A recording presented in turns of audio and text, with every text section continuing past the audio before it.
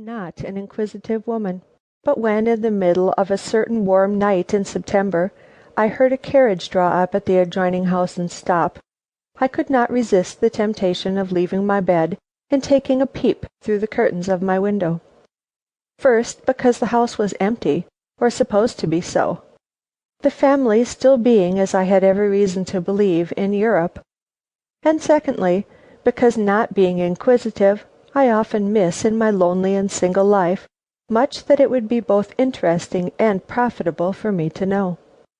Luckily I made no such mistake this evening. I rose and looked out, and though I was far from realizing it at the time, took by so doing my first step in a course of inquiry which has ended. But it is too soon to speak of the end. Rather let me tell you what I saw when I parted the curtains of my window in Gramercy Park on the night of September 17th, 1895. Not much at first glance, only a common hack drawn up at a neighboring curbstone.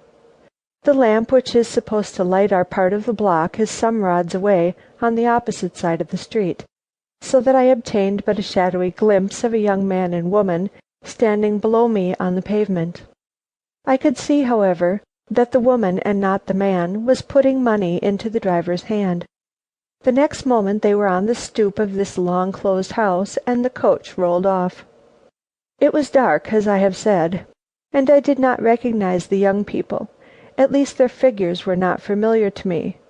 But when, in another instant, I heard the click of a night key, and saw them, after a rather tedious fumbling at the lock, disappear from the stoop, I took it for granted that the gentleman was Mr. Van Burnam's eldest son, Franklin, and the lady some relative of the family, though why this most punctilious member should bring a guest at so late an hour into a house devoid of everything necessary to make the least exacting visitor comfortable, was a mystery that I retired to bed to meditate upon.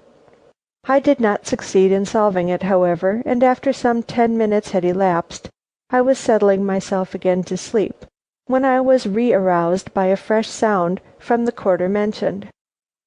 The door I had so lately heard shut opened again, and though I had to rush for it, I succeeded in getting to my window in time to catch a glimpse of the departing figure of the young man hurrying towards Broadway. The young woman was not with him, and as I realized that he had left her behind him in the great empty house, without apparent light and certainly without any companion, I began to question if this was like Franklin Van Burnam. Was it not more in keeping with the recklessness of his more easy-natured and less reliable brother Howard, who, some 2 or 3 years back, had married a young wife of no satisfactory antecedents, and who, as I had heard, had been ostracized by the family in consequence? Whichever of the two it was, he had certainly shown but little consideration for his companion, and thus thinking I fell off to sleep just as the clock struck the half hour after midnight. Next morning, as soon as modesty would permit me to approach the window, I surveyed the neighboring house minutely. Not a blind was open, nor a shutter displaced. As I am an early riser, this did not disturb me at the time, but when after breakfast I looked again and still failed to detect any evidences of life in the great barren front beside me, I began to feel uneasy. But I did nothing until noon, when going into the rear garden and observing that the back windows of the Van Burnam house were as closely shuttered as the front, I became so anxious that I stopped the next policeman I saw going by, and telling him my suspicions, urged him to ring the bell. No answer followed the summons. "There is no one here," said he. "Ring again," I begged. And he rang again, but with no better result. "Don't you see that the house is shut up?" he grumbled. "We have had orders to watch the place, but none to take the watch off." "There is a young woman inside," I insisted. "The more I think over last night's occurrence, the more I am convinced that the matter should be looked into." He shrugged his shoulders and was moving away, when we both observed a common-looking woman standing in front looking at us.